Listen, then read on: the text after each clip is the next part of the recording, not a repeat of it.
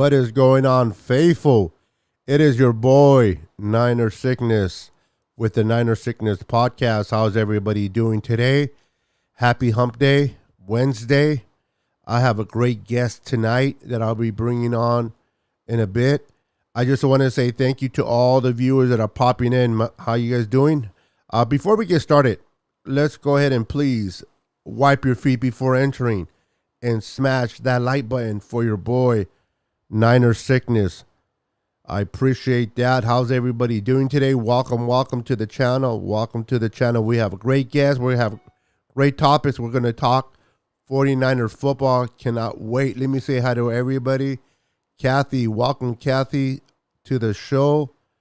Dina Harvey, welcome, and thank you for wiping your feet as well. Dina says, toes are clean. Appreciate that. Dawn, how you doing, Dawn? Welcome to the stream. We got Kimberly in the house. How you doing, Kimberly? Welcome. We got Junior in the house. How you doing, Junior? Welcome, sir. David, how you doing, David? From Niner Talk, Real Talk is in the house. How you doing, sir? Welcome to the channel. David McNew, one of our faithful viewers. Welcome to the channel. Good to see you, my friend. Good to see you.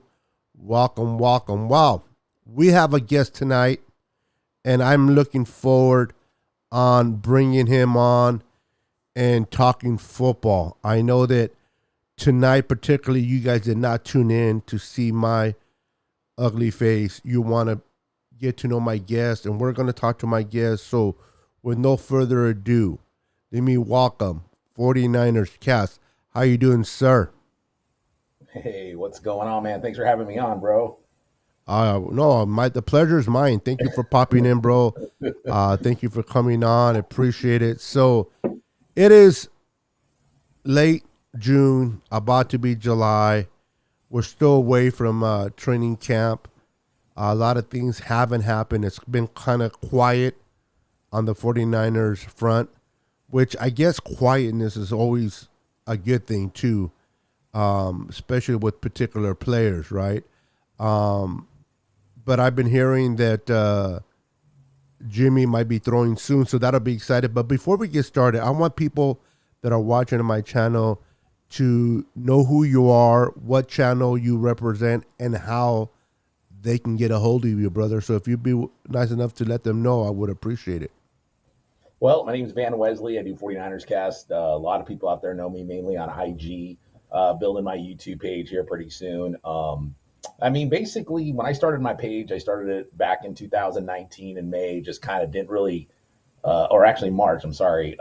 Just kind of started really using social media and started, kind of looking at some of these Niner pages, and a lot of them are kind of doing the same thing.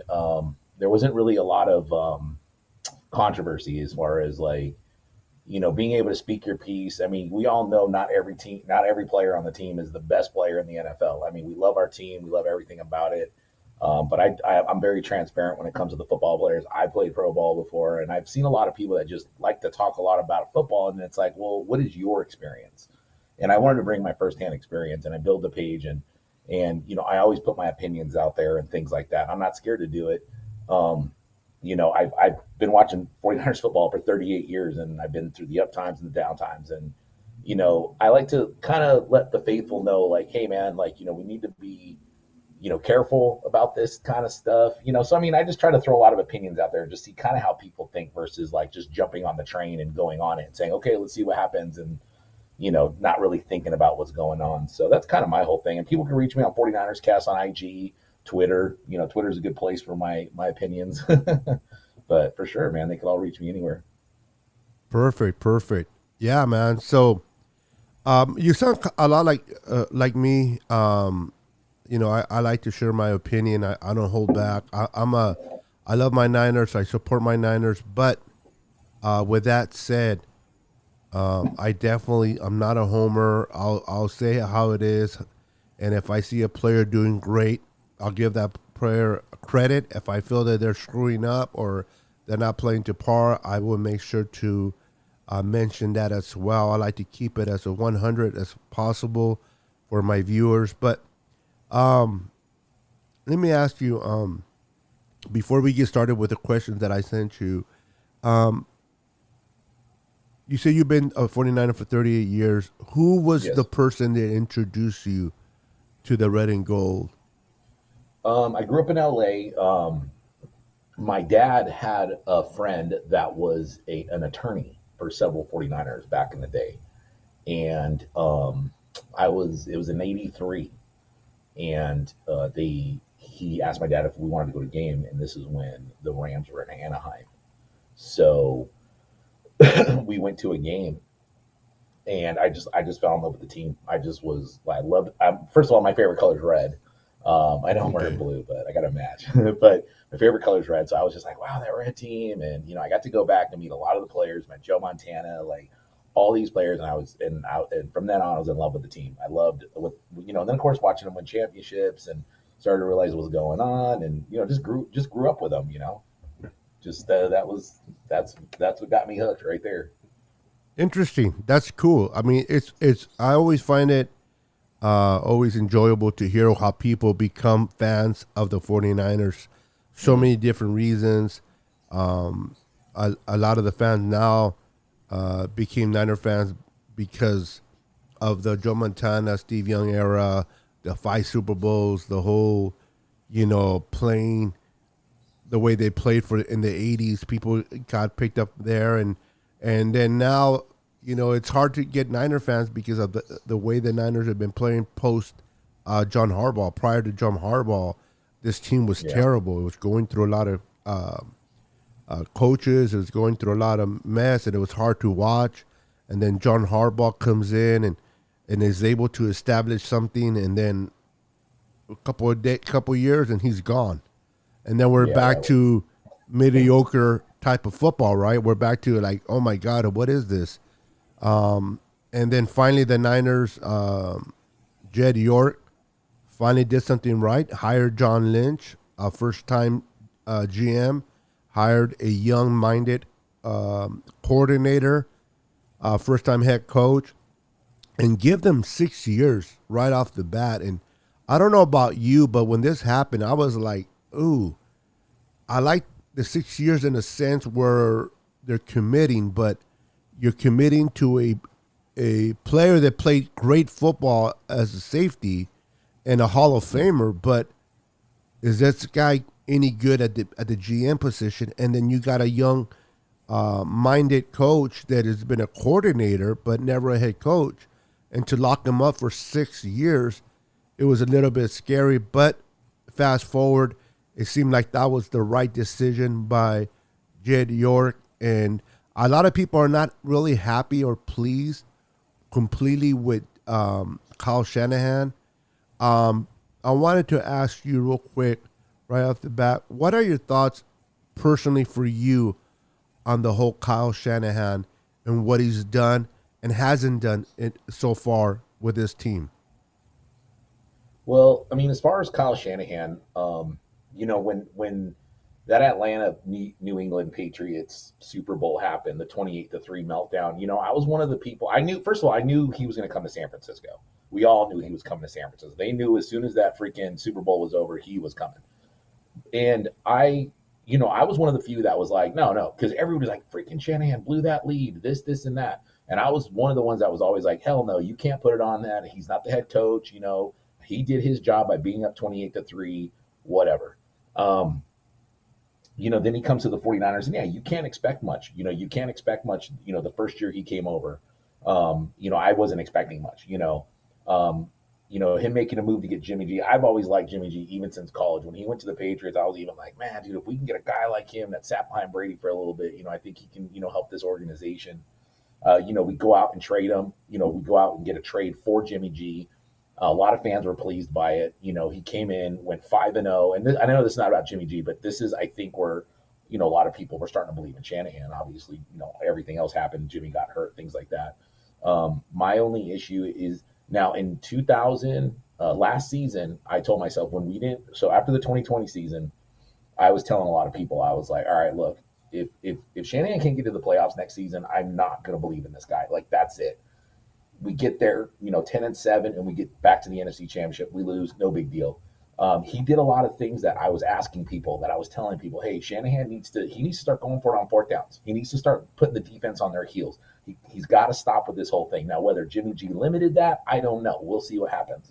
But the main case is, I have to stick with Shanahan still because we did get to the playoffs and he was being aggressive. The only thing that is, then he took that away in the NFC Championship. He took that aggressiveness away. Like, I don't know if he's second guessing himself, second guessing Jimmy G. I have no idea. And as much as I love Jimmy G, I'm ready to move forward because I want to see what Shanahan actually has with a quarterback that is mobile, younger, whatever else. I don't know what his IQ level is when it comes to playing football. I don't know how quickly he's going to grasp the offense. But, it's time now where, I want to see what Shanahan's got. And he's got no excuses after the season, and I don't care if he's got a rookie quarterback or a second-year quarterback. To me, they gave up a lot for him, so he should be ready to go. Yeah, I agree. And, in fairness with Kyle, when he first came in and took over the team in 2017, it's not like he took over a good team, bro. It wasn't not at all. Nowhere near the John Harbaugh roster was there. Matter of fact, they got rid of all and every player other than two. They kept Joe Staley, and then they kept I forgot his name, but he was a tight end. He's no longer on the team. Those were the only. Was it Vance McDonald? No. He had been gone already to the Steelers. He wasn't a starting tight end. He was a backup. But it was him and Joe Staley were the only two left from the old Super Bowl regime.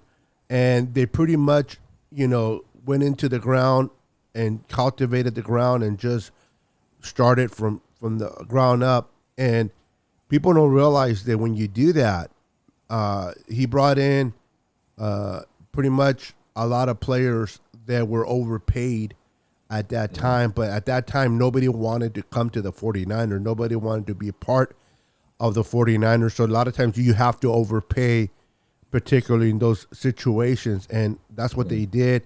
Now, a lot of people give John Lynch and Kyle Shanahan some beef because they passed up on Deshaun Watson. They passed up on Patrick Mahomes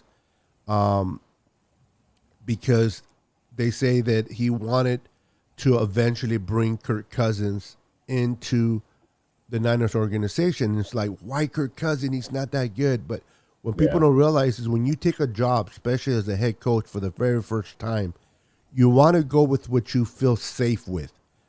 That person might not always be the best person, but you know who their abilities, you know what they can and what they can't do. You're familiar with them. And a lot of times people want to go with people that they're familiar with. And I think that's why he was kind of shooting towards Kirk Cousins, bringing him in. And, they selected Solomon Thomas. He didn't work out for us. But it's not like he was a bad player in college. He was a little bit undersized, in my opinion. He was a smaller version of Eric Armstead. We already had Eric Armstead. So that was kind of a scratcher. But as you know, today, the Niners are in love with offensive linemen. It seems like that's all they want is offensive linemen. So I can see why they made that pick. But starting fresh with a team that they had to rebuild, Kyle took a lot up upon his plate and started to rebuild. And what was it, 2 years later, we went up in the Super Bowl with a completely new roster. That's not easy to do, to get there in 2 years. And Kyle and John Lynch did that. Now, did we win it? No, but we got there. How many teams, brother? Van, let me ask you, how many teams out there? I can mention the Lions. I can mention the Jets. I can mention a few teams out there that haven't sniffed not even the NFC Championship or AFC Championship out there, much less the Super Bowl in years. Years. And yet, Kyle Shanahan and John Lynch come into this organization, dismantle the whole roster, rebuild it, and in 2 years, they get to the Super Bowl. Even though we didn't win it, I don't know about you, but that's impressive. And a lot of it had to do because they were able to bring in Jimmy G at the time from New England. And as many times people hate Jimmy G and they're ready for Trey Lance, as so am I, we still have to give Jimmy G credit where credit is due.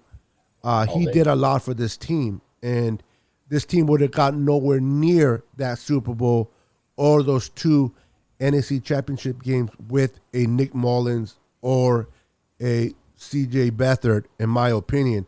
What are your thoughts on, first and foremost, on the Niners getting to the Super Bowl within 2 years with a completely new roster? Second question is, do you think that Jimmy was a big part of that? Or do you think it was a great defense and great running game that got us there? Well, I mean, if you think about it, I mean, everything is a team effort. Okay. So, I mean, the first question, as far as what did I think about them getting to the Super Bowl? I mean, I saw the way they were playing. I mean, the team was special. I saw the way the running game was going. And that right there, I knew they were a championship team. Like, when I saw them beat the Saints and when I saw them beat Green Bay, because those were the two main teams that I was focused on that season, I said, okay, we started off playing, Tampa Bay, who I didn't think was very good anyways. I know a lot of people, were high on Tampa Bay. We beat them up. It looked convincing. And see, this is what I tell a lot of people about winning games. There's lucky wins and then there's convincing wins where it's like, no, we convictly beat this team. That's what I saw. And then even the Pittsburgh game, when there was, I think the 49ers had like 5 turnovers. Yep. And it was funny because that was my first year I was watching. That was my first year I was doing my whole 49ers cast thing and everything. And I did a podcast before that game, and I told people, as much as we steamrolled 2 teams, we're 2-0. I said we got to watch out for Pittsburgh because there are those games. I have superstitions, but you know what? Watching them fight and come back, and you're like, wow, And again, I praise a whole team. I don't try to focus on one player. I mean, Jimmy G's he's a good quarterback. He's not bad, and he went out there and did things. Yes, he did bonehead things where I was like, geez, man, what are you doing? But it is what it is, man. You miss 100% of your shots if you don't shoot any shots. You know what I'm saying? That's correct. But so I credit just the whole team, always being around Jimmy and always pumping him up and then playing their hearts out for him just as much as he did for them. And I just knew that season was special. It was a heartbreaker. We're losing that first game to Seattle, but when I saw that we were able to beat down the Packers and the Saints, I was like, you know what, we got this. Now, when it came to the playoffs that season, I'm going to say we did get a little lucky because we didn't have to play Seattle again, which Seattle is just one of those people it's just one of those teams that just always beats us. I just don't know why. I don't know what it is. It frustrates me. It's irritating. And we lost because of Chase McLaughlin missing that freaking field goal. I was like, oh my God. That game, when I saw he was out, I had a bad feeling about that. But, I feel we got lucky not having to face the Saints or the Seahawks, and they got eliminated by, I would say, the worst teams in the playoffs, which was the Packers and the Vikings for us. And when I saw that, I knew, I was like, we're going to the Super Bowl. This is it. We got this. Losing, yeah, heartbreaker, but hey, man, losses happen. It sucks. You could tell there's a little bit of confusion on Shanahan. He did I really believe not calling that timeout a little bit sooner before the half was a killer. I know the plays he had would have worked, the OPI on Kittle, things like that. It's just, when I started to see those things, I was like, man, dude, this is not good, man. This is not good. And every little thing like that is going to give the other team fire. It's going to give them fuel.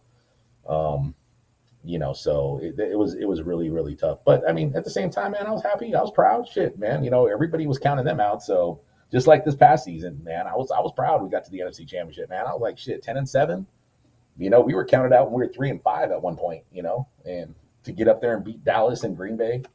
We had a good running game in 2019. Still had a running game this year. So, I mean, that's part of the whole thing is everybody wants to talk about the defense carried Jimmy, the running game carried Jimmy. Well, that's what happens because you can have a Lamborghini all day long, but if you ain't got no tires, it ain't going nowhere.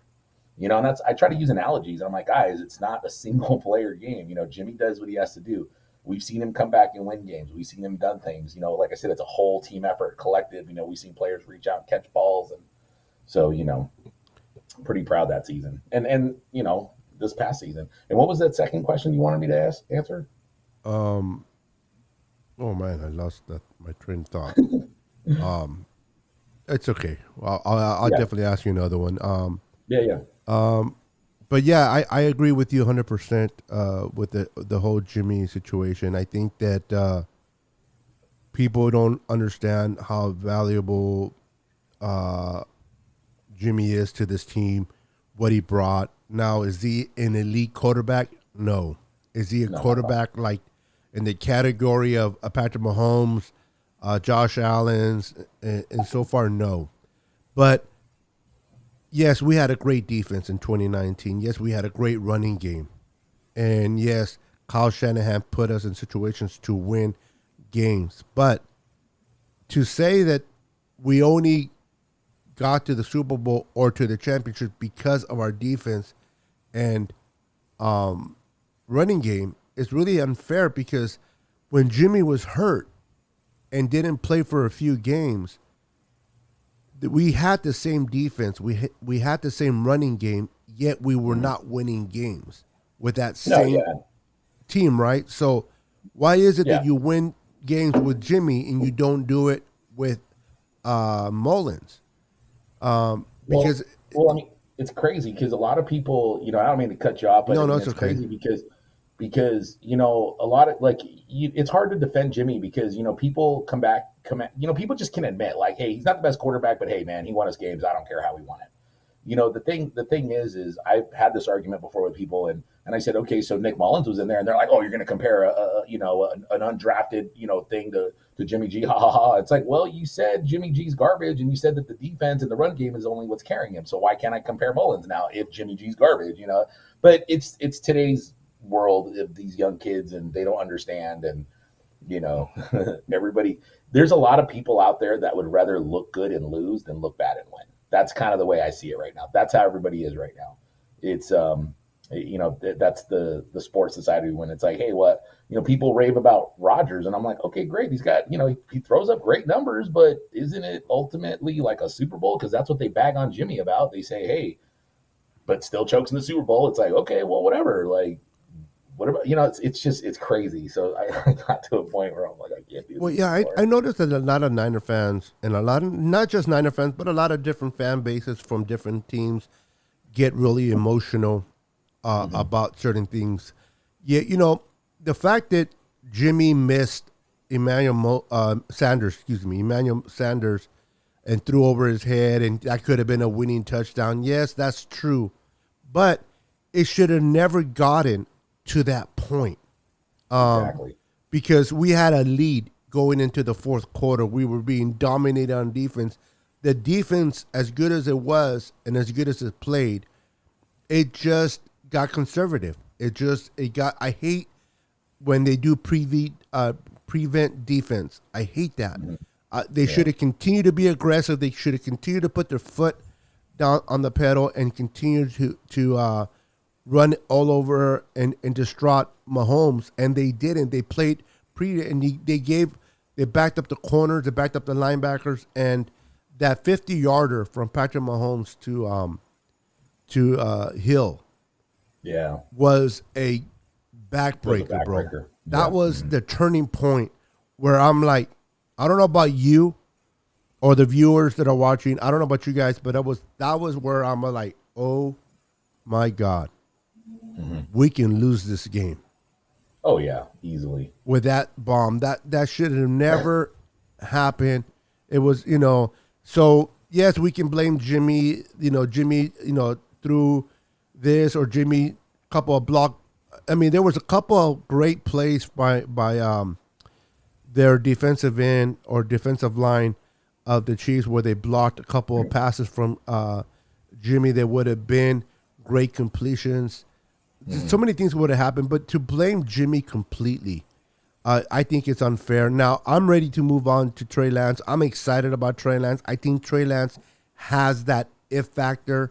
He's that type of quarterback that can bring another dimension to this offense, but I just can't hate completely on Jimmy, and I understand Jimmy's like the old girlfriend that you've been with for 3 years, and you don't like the nagging, you don't like this, you don't like that, and Trey's the new girlfriend, right? The new girl that you just started dating, and you don't know too much about yet, so there's no wrong that the new girlfriend can do, right?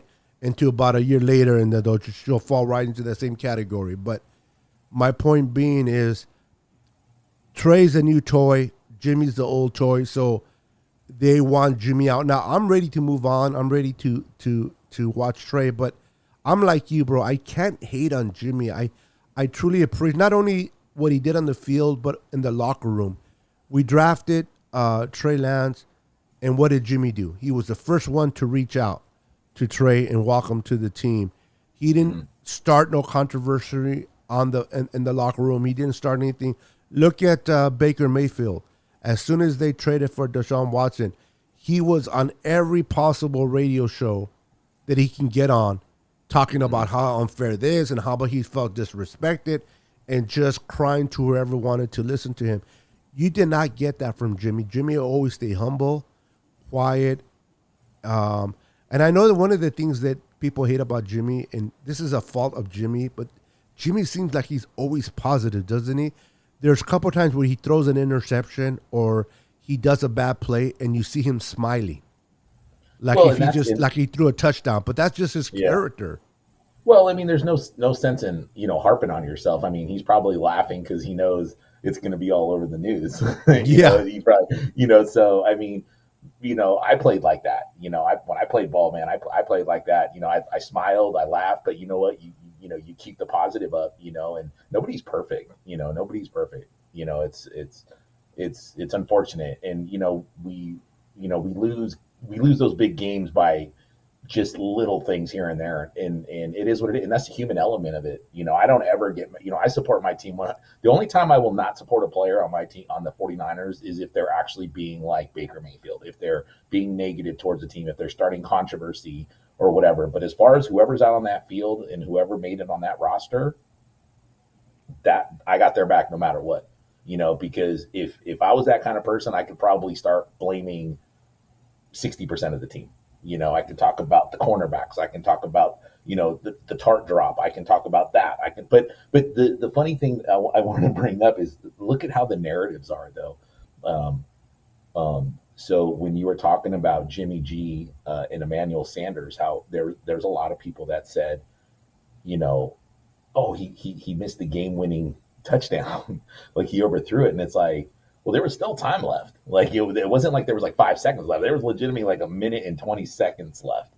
And then it's funny because people did the same thing with Tart. They were like, oh, he dropped that. Yeah. He dropped that interception. He blew the Super Bowl chance. And it's like, bro, there was still like more than like half a quarter left. You know what I mean? Yep. Like give the guy a break, And I mean, yeah, of course I was like, oh shit, but I would never ever sit there and say anything like that because, it is disrespectful, man. These guys go out there and play their hearts out. And, Jimmy G last season, he went out there, messed up thumb, shoulder, and he stuck it out. He could have easily been like, coach, put the kid in, and he didn't. He went out there and played. I mean, it was just like when who was it that it resurfaced, I think the last couple of days, what was it, Bennett or something, talking trash about Jimmy, and that's not cool. Like, as a player, you have every right to not want to go out. It doesn't mean you're being a bitch or anything like that. It's he probably felt it was his best bet not to play.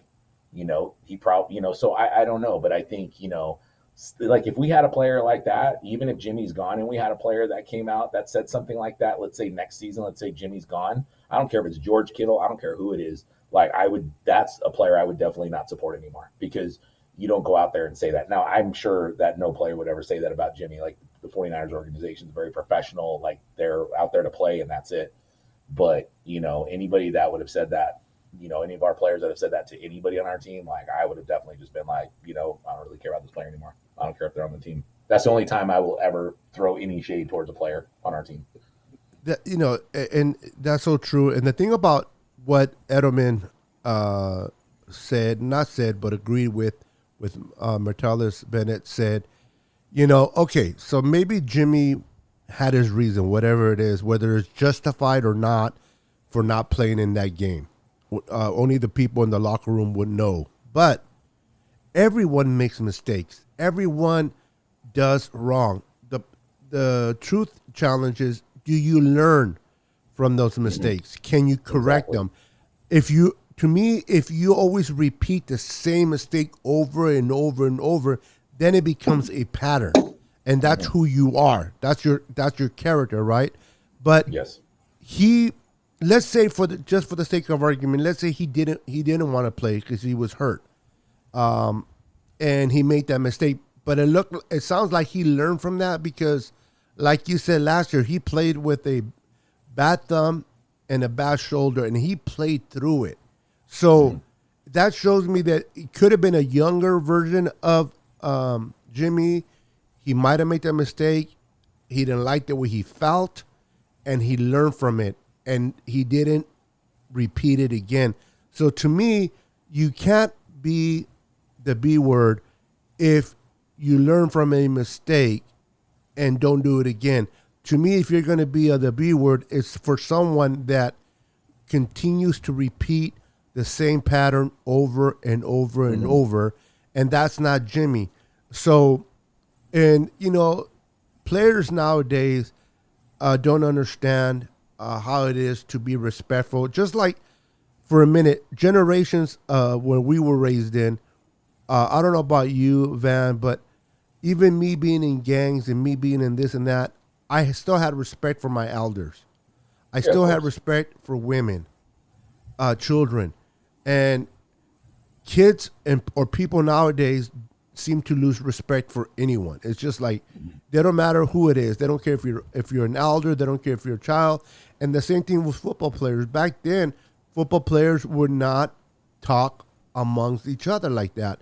And now it's happened so freely, right? Everybody is talking about somebody on their team, ex-teammate, whatever it is. So football today is not the same as it was back when we were watching football. And unfortunately, those days are gone of those type of players. Now, a lot of people say, well, maybe it's because there wasn't no social media as much back then. And that could be true. A lot of things are exposed today because everybody has a cell phone. Everybody has a camcorder on their phone. And back then, people were not walking with actual camcorders. So I can understand that. But Jimmy, for what it's worth, it seems like we're moving on. We're going to go on with Trey. But I, as a 49er, and you're absolutely correct, I support my team. I'm not a fan of individual players. I'm a fan of the logo. And if you're representing the logo, even when Jimmy made his mistakes, right? It wasn't like he wanted to make him intentionally. It wasn't like he went out there to try to sabotage the game. He was trying to win. He was trying to do whatever it took to get this team where it needed to go. He just made some bold-headed plays, and it happens in real time. But when we're sitting having a beer or eating this or eating that behind a screen, it's easy to judge someone on the field. Why did you do that? Didn't you see what's the name was open and you threw to this guy? Well, we saw that they were open because we're watching it from the comfort of our couch. When you have 300-pound linemen coming at you, putting pressure, I'm pretty sure the way Jimmy sees things and the way we do it as fans on TV are completely different. Now, some quarterbacks are able to react quicker and better than others. I give you that. But I just don't understand the complete hate for Jimmy. They act like he came in here and he was a completely Baker Mayfield type of quarterback, which he wasn't. And he isn't. And then to this day, he's quiet. You don't even hear about him unless he's doing a Subway commercial. Well, it's just, and it is crazy because, like I said, I think just in sports, right now, I think, just a lot of people, like I said, a lot of people want to look good and lose. And that's kind of like a lot of fans. They're just like, you know what? Like, because here's my thing is this is the argument I've had with people. And, even last year, people were like, even before the season started, they're like, get Trey in there now, get Trey in there now, get Trey in there now. And it's like, dude, you have a quarterback that are paying $25 million for. You got to play the money. Yeah. So the thing is, though, is next year, because the way everybody talks up Lance, okay, in my eyes, because they're like, oh, he's the future, he's this, he's that. Okay, well, when Jimmy played, Super Bowl appearance, NFC Championship, okay? So it's like, okay, so that's the level that Trey has to get to then if he's the next guy, because there is no such thing as growing pains then anymore. You're telling me that Trey's better than Jimmy, which is fine. We don't know that yet. But my expectation then, the way he's being hyped, is you better win a Super Bowl, because other than that, you finished at the same place Jimmy G did. Okay, so like I said, at this point, I don't care. Like, I love my team. It don't matter. Playoffs, miss playoffs, whatever. But I'm excited because I definitely want to see what does Shanahan have in his bag with Trey Lance. You know what I'm saying? Like, what does he have? And that's what I'm excited about. I would love to see Jimmy G there another year. When I say that, not necessarily starting. I mean, if I'm about whoever wins the job, that's all I care about. Not because I need to see Trey Lance. I just my whole thing is winning. That's it. I don't care how we do it. But like I said, most likely Trey will be the guy. And I'm just excited to see the change. And see what Shanahan's got. Yeah, we're definitely going to find out. This is definitely a pick from Shanahan, and we're going to definitely find out what we have in trade. Now, this is the funny thing about Niner faithful, is that everybody hates Jimmy. We all want Jimmy out, right? Jimmy, get out of here. We can't wait for Jimmy to be out of here. I can't believe he's still on the roster, blah, blah, blah. Mm-hmm. The minute that we don't make the playoffs, and I'm not saying we're not. I'm just saying if we don't make the playoffs with the first year Trey, people they're not even going to realize, okay, this is Trey's first year. Lawrence, I mean, I understand we have a better team. I understand that. But I know Mac Jones made the playoffs with the Patriots. So they expect Trey to make it with the Niners. And if they don't, then you're going to get a lot of Niner fans that are going to turn on turn on Trey and say, we should have kept Jimmy. There's no way keeping people happy. Yeah. I don't think that would happen on the first year, because a lot of them. So I like I said, so on my IG page, I was kind of, I had a lot of fun with Jimmy because people hated Jimmy, and I created Ghetto Garoppolo. I went out there and did all these memes with Jimmy, and everybody labeled me as a Trey Lance hater. But when in turn I wanted Trey Lance, and I even have it in my podcast where I told people, like, Trey Lance is going to be the perfect fit. I even said Trey Lance to the Niners way before they even traded up to 3. This was in December of 2020. And and I told people, I said, I'm not a Trey hater. What I'm saying is Jimmy G's still a good quarterback. And I had a lot of fun. I mean, people know, like, on my page I have a lot of fun. But I've seen a lot, like when like summertime, when hold on, what are we in, June? Like when March started to roll around, I saw a lot of the Jimmy, like the Trey guys, the people that were like the Trey fans. I could see them already starting to backpedal, because it was like, oh shit, maybe Trey is really going to start this season. And a lot of the ones that were like, Trey's ready to go in the beginning of last season, now they're like, well, you got to give him time now. And it's like, well, hold on a minute, man. Because a lot of people were arguing with me, and they were saying, hey, why not start Trey? We gave up 2 firsts and a second for this guy. And so, but then when I went to them and I said, okay, well, we better get to a Super Bowl his first year. They're like, well, no, it's going to be his first year. I said, but we gave up 2 firsts and a second for him. So that argument never worked for them. So, like I said, that's what I was thinking. Like, I give it about 2 years, because what's going to happen is, if let's say we don't make the playoffs this year, they're going to blame Shanahan.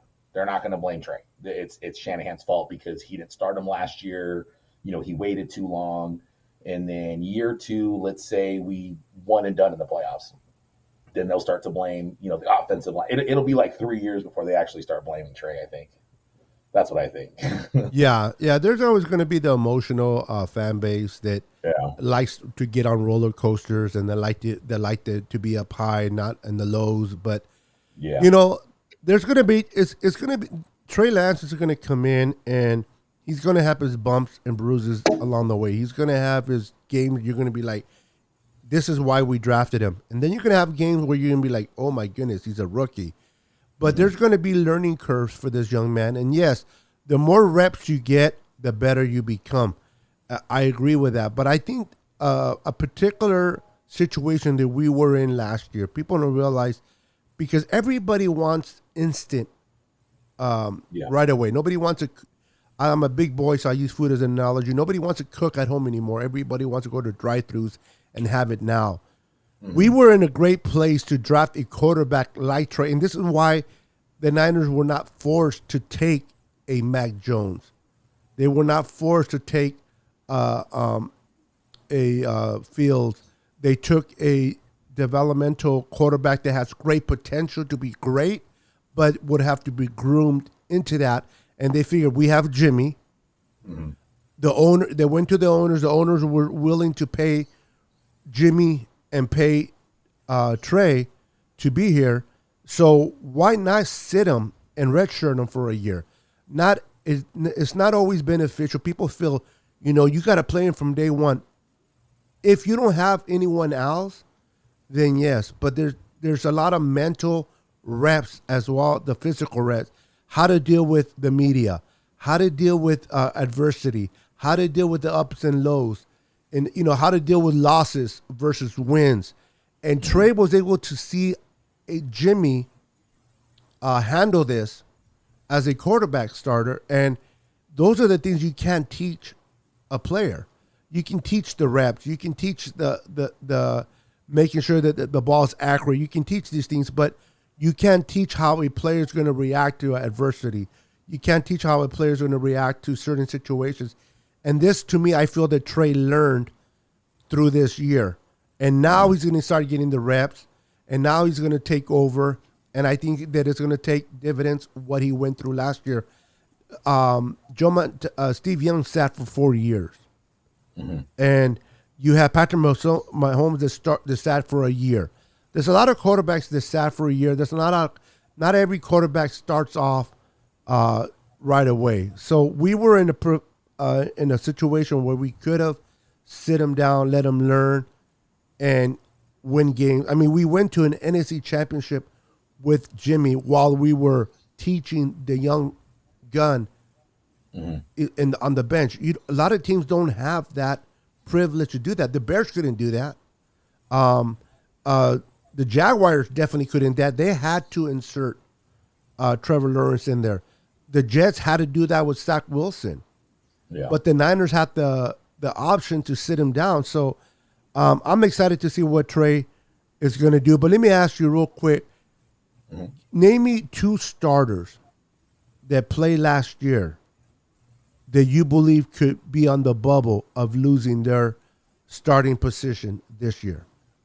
Oh man, that's tough, man. I was looking at that question too earlier, and I was like, I don't know, man, because I mean, everybody plays so well, everybody just seems to play so well, and I mean, it's really hard. It's a really hard question because we don't know who's going to start. We don't know, like last year's starter when I mean. People that they're bringing in, I don't see anybody. Maybe you got me on that. So when you ask me, name me 2 starters that are like the potential of them not starting this year, just in general, or playing and then eventually losing their position. And both, you can either way, in general or starting and eventually losing their position as well. Well, no, actually, no. Let me take that back. That a starter that could lose their job prior to season 1. Okay. Week 1, sorry. Okay, so I'm going to do it this route since we've been talking about it, obviously, because we don't know. So 1, Jimmy G. Okay. Okay. All right. He was starting last year. That's a clear one. Yep.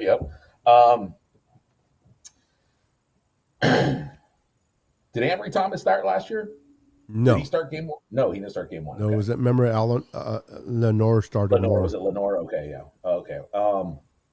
Shit. I can't think of anybody else right now.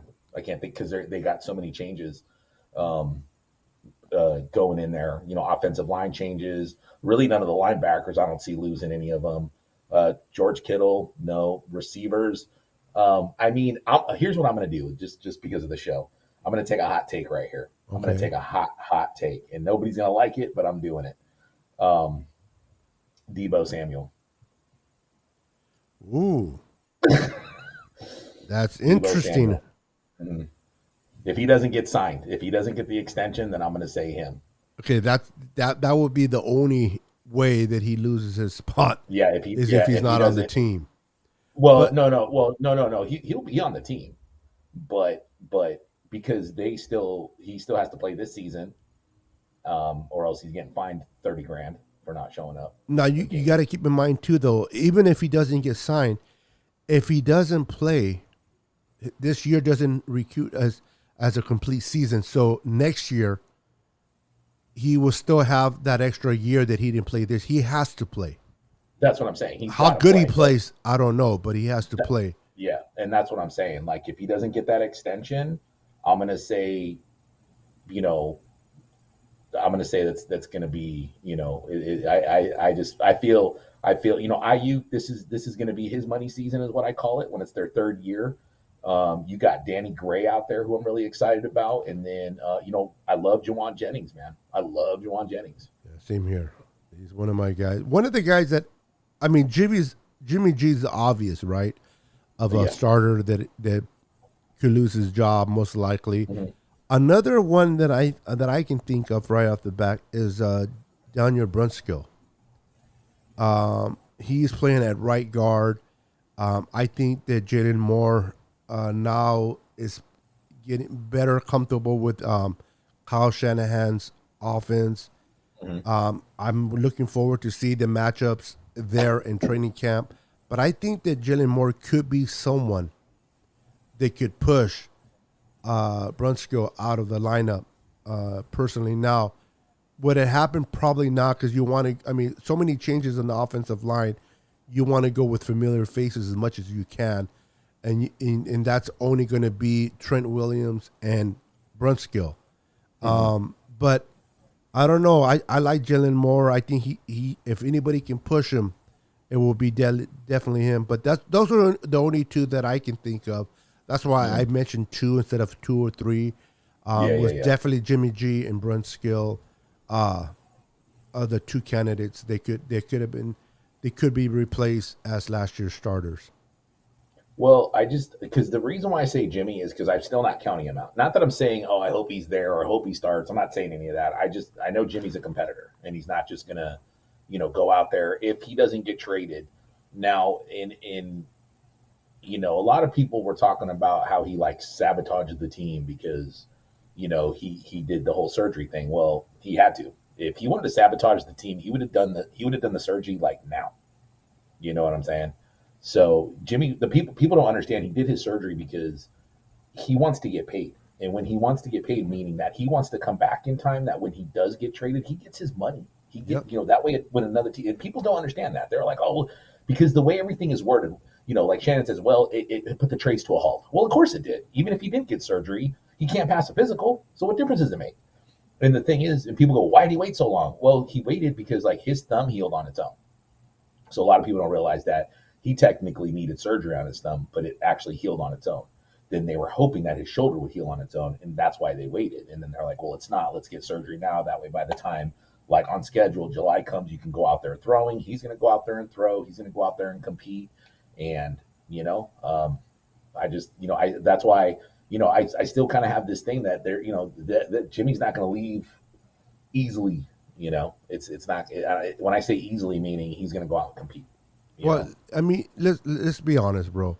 Who in the world mention me someone that looks forward on having any type of surgery? Give me a name of someone that's like, I don't want to wait. I'll take a surgery now. I love surgeries. Nobody likes surgeries. No. The type of injury that Jimmy had on his shoulder, a lot of times people can go to physical therapy and get better without actual having to go through surgery. So if the professionals told Jimmy, listen, there's a possibility that you can get better without having surgery with therapy. Let's try to do this first. I don't understand why he wouldn't have done that. Now, the whole sabotaging, it hurts Jimmy also to still be on the Niners right now.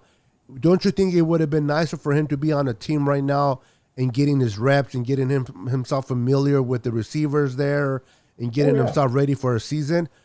So sabotaging himself, that's ridiculous, bro. He waited because he was hoping that he did not need to have the surgery.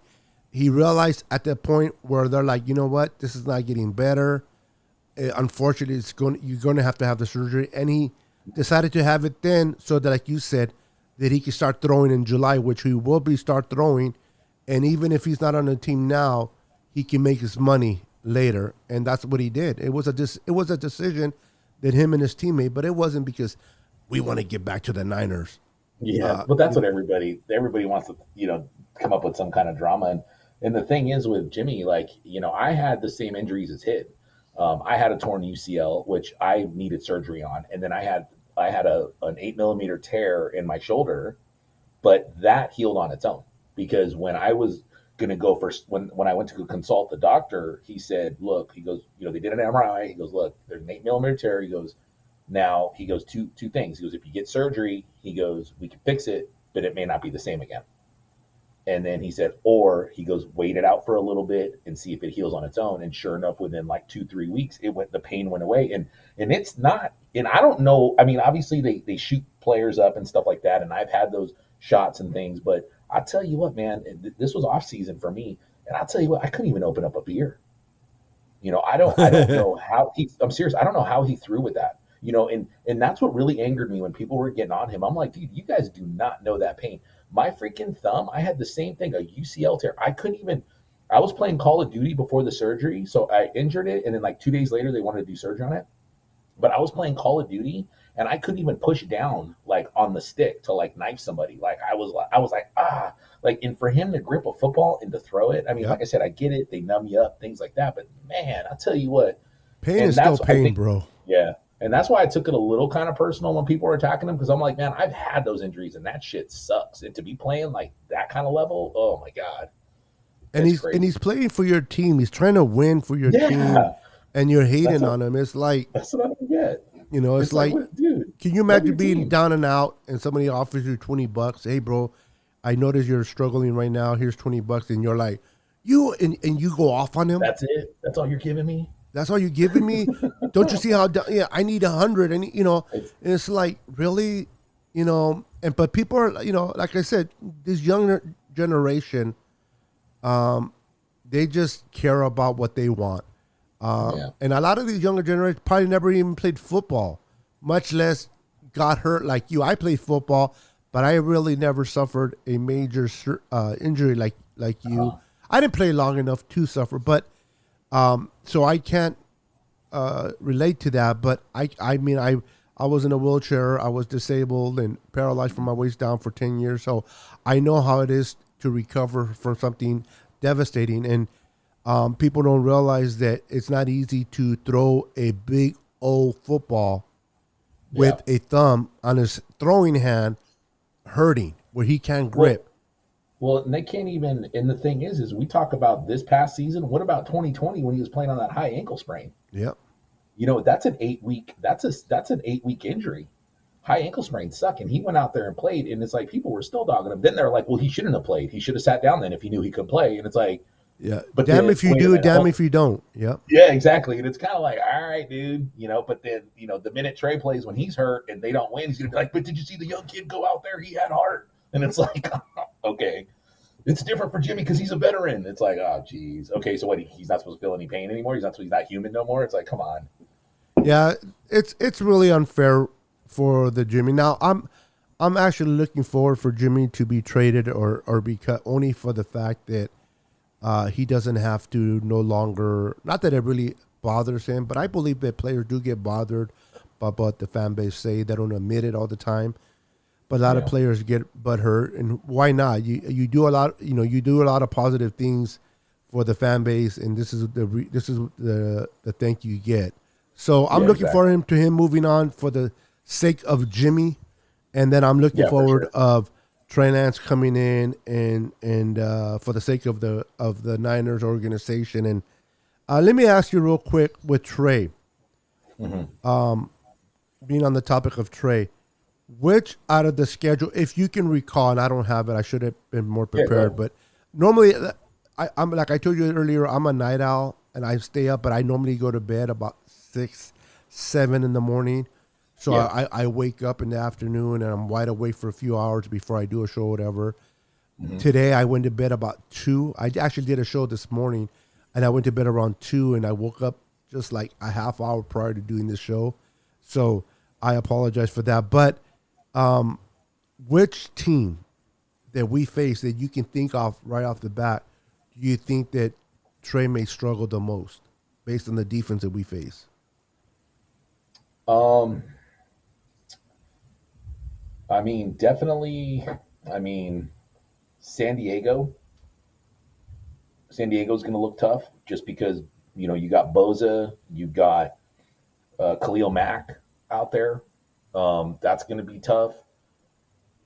Trey can't, he's not going to be able to run around forever. You could obviously see, he was struggling against Arizona. I mean, obviously, that was kind of a, hey, get in, you got to play. I get it. I haven't assessed a lot of the other defenses. Maybe the Raiders. The Raiders might give him a little bit of some problems. But and then definitely, I think the Cardinals will still give him some problems. The Card, yeah, So I don't think the Cardinals' defense is as good. They lost Chandler Jones, which now is with the Raiders. So mhm. I definitely see him over there. But you, the secondary of the Chargers is really, Mhm. really good as well. And they added Well, more depth. especially yeah, especially if you get that rush in there. It's going to be tough with our young O line too. I mean, definitely we got Trent Williams. He's getting older. We don't know. I'm not saying he's going to be trash this season, but every year counts. You know what I mean? So we'll see what happens with that. So And I just want to clear up a little bit of a myth with Trey Lance. For those that are not really familiar with, a lot of people tag Trey Lance as a mobile quarterback, yeah, meaning you're absolutely. he's like a Jamar Jackson. He's like Hmm. these quarterbacks that always take off running. Hmm. To me, Trey Lance is a pocket passer with the Agree. ability to extend plays with his legs and get Hmm. out of trouble. But he's not your typical mobile quarterback where, like I hear a lot of comparisons between him and Kaepernick. Kaepernick, if a play broke down or his first read wasn't there, he would take off running Hmm. immediately. That would be his thing. With Trey, I notice he goes through his progressions and he wants, even if he's moving with his legs, he's looking downfield trying to get the ball out of his hands into a Yeah. playmaker. And if it doesn't become available, then he runs. That's why this 2 games that he played, his running looked kind of funny because it's like, man, he looks like he doesn't run very well. Well, he's not a design runner. He's more Yeah. of a mobile quarterback. They can extend plays. I don't know about if you agree with me or not, or the viewers, but he reminds me so much of a oh my god, can't think of his name. The late quarterback from they play with the Titans, Oh, McNair, McNair. Steve McNair. McNair. Hmm. He reminded me a lot of Steve McNair type of a quarterback, and I love the way Steve McNair played. Yeah. So I tell people this: listen, he's always gonna be looking down the field if plays break down. So I wanted you to I don't know. I wanted to ask you if you agree or disagree. Do you think he's a pure runner, or do you think he's a passer? Excuse me, that can run and extend plays with his legs. Well, yeah, I mean, and that's I've said it before. I'm like, I've had people go like, "Oh yeah, like Trey Lance can run," and this. I'm like, first of all, I don't want a quarterback that goes and runs. Like, we need him to, look downfield. And that to me, I agree with you. I don't think he's a running quarterback. I mean, mobile. Like I use the word running quarterback. Like whereas mobile, I think he does have the mobility. He is a mobile quarterback, but he's not a running quarterback. He's gonna there are going to be plays that are going to break down right away, and he's got to use his legs. Now, you know, like you said, he's going to go through his progressions. He's going to read. We'll see what his motion's like when he throws. We don't know what the offense is going to look like if Trey starts. The offense may look a little bit different versus Jimmy because don't forget Jimmy had that quick release. So whereas right now Trey Lance is I think listed as the lowest when it comes to the ball getting out of his hand. So there may be more plays that he's going to be in the shotgun more. He's going to have a little more time. That's what worries me about the offensive line. Hopefully they hold their end up a little bit better. He's definitely going to have to read his progressions really, really quick and make his decision right away. And that's what I think is going to be really, really tough for him this year. Exactly. And this is why he struggled. Well, mainly he struggled, and I think his game against Arizona wasn't as bad as people thought it was. If you watch the all 22 on Trey, there's things that he could have done better, but people tend to forget. And he mentioned it once when he was talking to the media that he hurt his finger, index finger, and he was learning to throw the ball with his middle finger, which is not easy to do because that's not something that you normally do on a daily basis. So that was his accuracy definitely was being bothered by that finger. But Trey, if you notice, to me, it wasn't so much Trey. It was more Kyle not calling the right plays for Trey. Kyle calling plays for a Jimmy quarterback. So used to calling plays for Jimmy that he didn't really create the right plays for Trey. And we saw that game against the Texans where the first half, Kyle was still calling plays like he would normally call for Jimmy, and it wasn't working. And right before the end of the half, Kyle started to change things around a little bit, and then they went into the half, and then they came out with a completely different game plan in the second half, and you started to see Trey bloom a little bit better because the play calling was more designed for Trey. They were doing a lot of reverses, they were doing a lot of misdirection, and that worked for Trey. So I expect Kyle to continue to learn that and continue. Remember, this is the first time Kyle has had a total complete mobile quarterback other than RG3 back when he was with Washington Redskins at the time. And you saw what they did with him, right? His first year, I think he was I don't know if he was rookie of the year, but I remember something to that point. And so I cannot wait to see what they do with Trey. I know that I had a couple more questions, and I know that I kind of went left field a little bit on freelancing here, brother. And we got to our hour, and I try not to keep nobody over an hour on my podcast because I know people, even if they're not busy, I like to keep it within an hour. But we have 20 people strong. So I don't know what your schedule is right now. But I will let you go. But you know what? I definitely want. We got to talk about our 5 linemen. Who's going to start? Okay, so you're okay. So okay, cool. I was because we got to the hour, so I didn't want to keep you longer. But if you're willing to do that, then I would love to ask you. Then, what? On that note, what are the 5 offensive linemen that you think will eventually start week 1? Well, I mean, definitely Trent Williams. You got in there. Aaron Banks, I think, is going to be in there. I know we talked about it before with Rohan, and I definitely believe.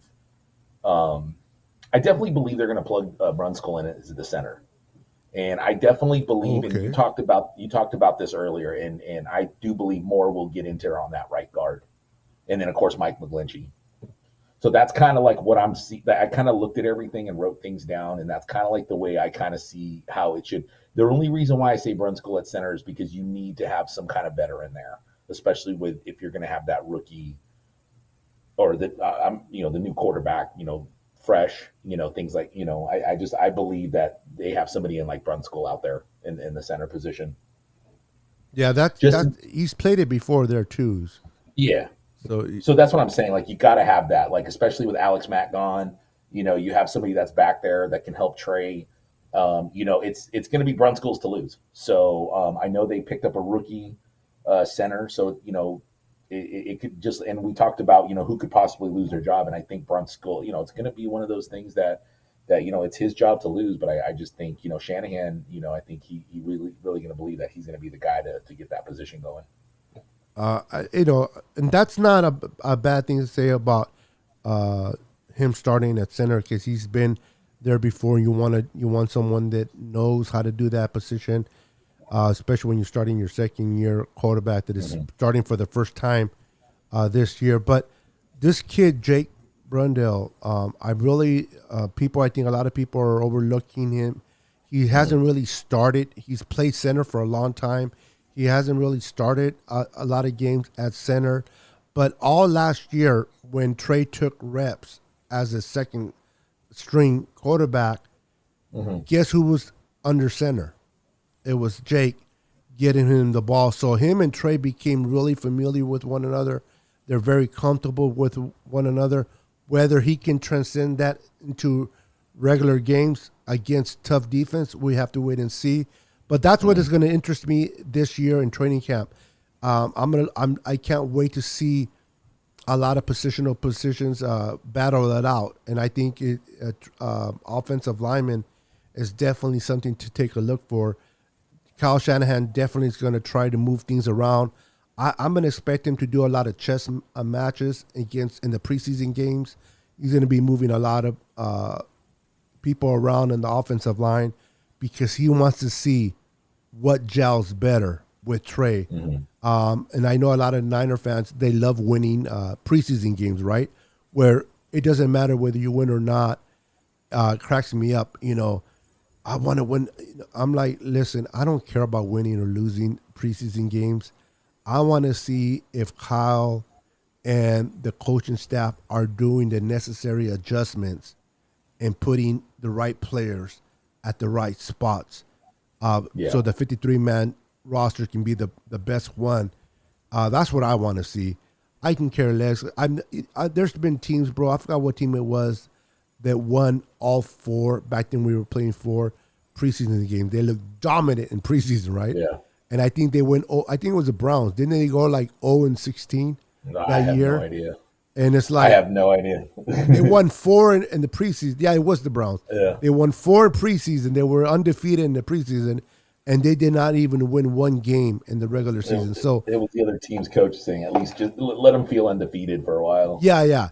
So that tells you so much about preseason. Preseason is more about playing around, taking risks that you normally wouldn't take in a regular game to see if it works out. Having Trey throw that deep ball, whether he gets an interception or who cares? Yeah. Well, and a lot of it, people, a lot of it's for the coach too. D'Amico Ryans, he might see something on offense that he's like, hey, try this play. Same thing with Shanahan. Hey, I see this offense lineup. Hey, or this defense. Hey, try this play. I want to see if it works. So that's kind of what a lot of people don't understand. It's preseason is for the coaches and the players.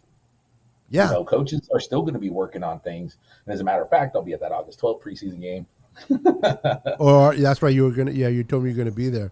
Yeah. I mean, as a fan, it's fun to watch, but like you said about our defensive coach, D'Amico Ryans, he's going to put we're trying to figure out who's going to be the slot corner, right? We know that Ward's going to be on the outside. Manuel Mosley is going to be in the outside, but we're trying to figure out who's going to be that slot corner, and that's when you're going to see a lot of change. They're going to implement in a preseason game. They're going to put in Samuel Womack. They're going to put in Jason Verrett. They're going to put in. Well, I don't know about Jason Verrett because he's recovering from an injury. I don't think he'll play. But they're going to implement Lenore. They're going to implement a lot of these corners they picked up, and they're going to try and move chess pieces around to see what works for the Niners. So that's what I expect to see from preseason. Let me ask you, as we do wind down, let me see what else I had on here real quick. Give me a second. Yeah, waking up late, bro, and starting the show is I've never done this before, so I used to go to bed at 6 in the morning and get up at 2. It's crazy. Yeah, but even at 2, by 7 o'clock you have 5 hours in. You kind of you woke up type of thing. You know what I mean? It's like imagine if you wake up normally at 7 in the morning every day. Yeah. And you're doing a show at 7:30. Oh man. You know what I mean? You're like half asleep. I get up at 7:30, 8, and man, sometimes I don't even get up. I don't mentally wake up till 12. I can even imagine. Okay, so we can end it with this last question that I sent you. Which rookie are you more excited to watch in camp? I mean,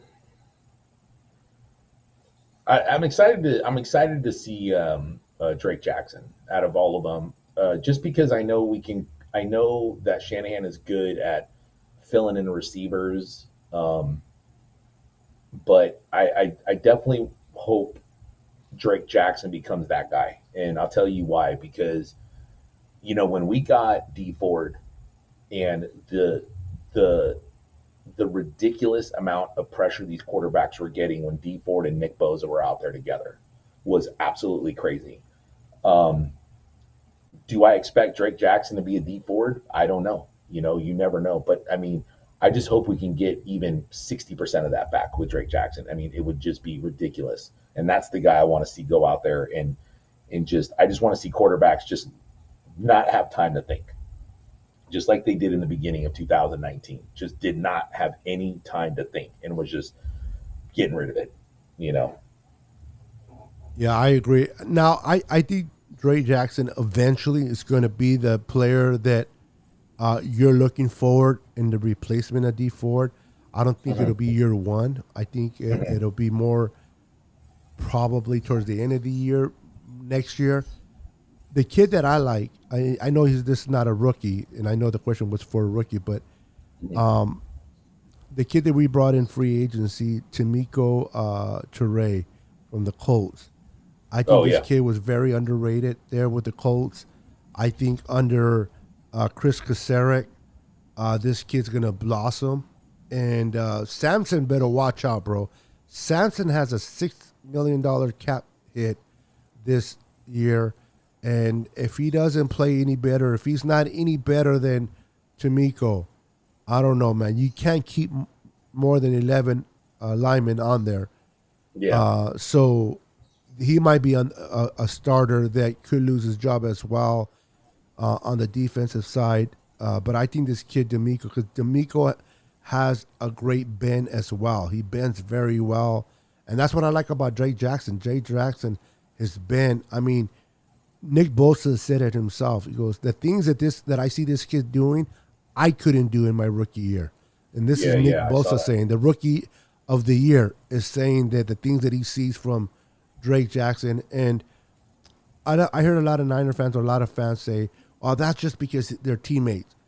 Teammates will always support each other and have each other's back, but they're never going to speak highly about someone like that if they don't really believe it. They just won't be. They won't be negative, but they're not going to be highly of a person either. So the fact that Bosa said that, I'm encouraged to see. To see what Drake does. And like you said, if he does 60 to 70% of what D4 came in to do, I'm good with that. I'm really good with that. So I'm going to go ahead and bring this to a close, brother. It was definitely fun having you on here. We definitely got to bring you on another time. I got to figure out the whole restream situation. Oh, don't worry about it. I think this is fine. This is fine. For future reference. Well, it'll be nice to go both channels, so we'll figure that out. But once again, to all the viewers that are still watching, go ahead and let them know how they can get a hold of you. Once again, you can hit me up on IG on 49ersCast. There's also a 49ersCast on YouTube. There's actually two 49ersCasts on YouTube. One of them's a Spanish channel, and then mine has my emblem on there with the drawing. But that Twitter, so any of those places, man, appreciate a follow. So I do a lot of giveaways on IG, especially during the holidays. So I'm actually doing a giveaway. I'm probably going to give away a jersey. I'm going to do a find me at a Levi on August 12th when I go there. Okay. So you got to find me, and it's one jersey, and then the rest is just going to be little things here and there. But when you say heck yeah, man, find you, like they got to spot you out from the crowd. They got to come up to me. And like, so wherever I am in the stadium. Now, if you get more than one, the first person that finds you is the one that wins the first jersey? person that comes. Yeah. The first person that comes. Okay. Like touch my shoulder or whatever. So yeah, I'm not going to let people know where I'm at, but I'll probably take pictures of like my shoes or something. Oh, there you go. I remember 2 years back. Was it 2 years ago or 2 years ago? My wife got a kick out of it, but I was at Costco and I was getting our Costco card renewed. So I was in line, right? There was like two people ahead of me or one person ahead of me. for me to get my card renewed. And I'm sitting there, and I just had a Niner jersey on, but normally I have jerseys that says Niner Sickness as well. But I just had a regular, I think I had a Joe Montana jersey on, and all I heard out in the background say, "Oh my God, it's Niner Sickness from Niner Sickness podcast, right?" And he was all fired up. They're like, there was like 3 of them.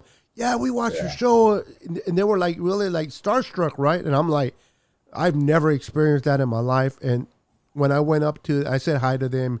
We took a picture and so forth. And when I went up to the desk to get my card renewed, the guy that helped me goes, "Hey, did you play football, professional football?" I'm like, "No, I played high school football." But it goes, "Why?" I go, I have a podcast, and I talk 49ers, and they recognized me from there. Like, "Oh, okay."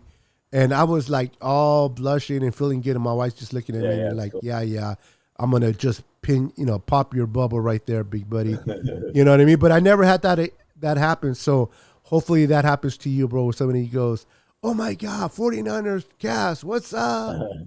I mean, it is cool. I mean, like I said, I played ball. I played at Washington State. I played pro ball. I played pro arena ball, and I've had those. Oh, I didn't know that. Okay. Oh yeah. So I mean, but it is cool though. I mean, it is cool when people recognize you like for other things. I mean, I've had people recognize me and they're like, "Hey, you're that guy on 49ers cast, aren't you?" I'm like, "Oh yeah, for sure." I've had I've been on Pat McAfee, things like that. Where really, and like people were like, "Oh, dude," and you're like, "Oh, that's dope, man. Like that's cool. Like it's really fun." I mean, even my girlfriend, she doesn't get it, because sometimes she's like, like I had somebody that wants me to be on a reality show coming in September, and I was showing her, I was like, "Oh, check this out!" Like they want to, and then she's like, "Oh my God, like that's she's like, "You gonna do it?" And I'm like, "I don't know, like I might be busy, I don't, So it's really neat though, but it is really cool. Like I get what you're saying, and that is neat when people recognize you, and you're just like, "Wow, that's really neat," like that you touch somebody, out there, and they've seen your stuff, and And even those people, as small as it is, like they're super like excited, Super. Yeah, I can imagine excitement when you hear it for the first time, but when you start hearing it every freaking day and everybody's overwhelming you, that can also get a little. No, it's cool. I love it, man, because like really okay. Really not because they're like. No, I hear you. Like, but it's just like it's cool because you're making somebody's day. Oh yeah. From that perspective, I 100% agree with you. Like you're making somebody's day. Like especially like if people are just however it is, it doesn't matter what it is.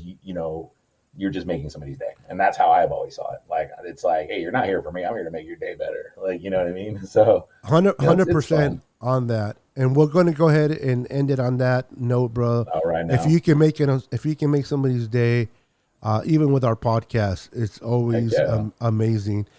Van, again, a pleasure having you on here, brother. Don't go anywhere. I'm going to end the show, and I'll talk to you a little bit in the back. All right, my man. But everyone that tuned in, everyone that stood with us tonight, thank you for tuning in. Thank you for being part of the Niner Sickness podcast. My brother, they're enjoying a Bud Light. I have lemon water that I really, really enjoy myself. And thank you for being part of the team. Make sure to follow us on Twitter. Make sure to follow us on IG and follow us on our YouTube. If you haven't subscribed to my friend's channel, go over and subscribe and hit that notification bell. Until next time, God bless you and go Niners.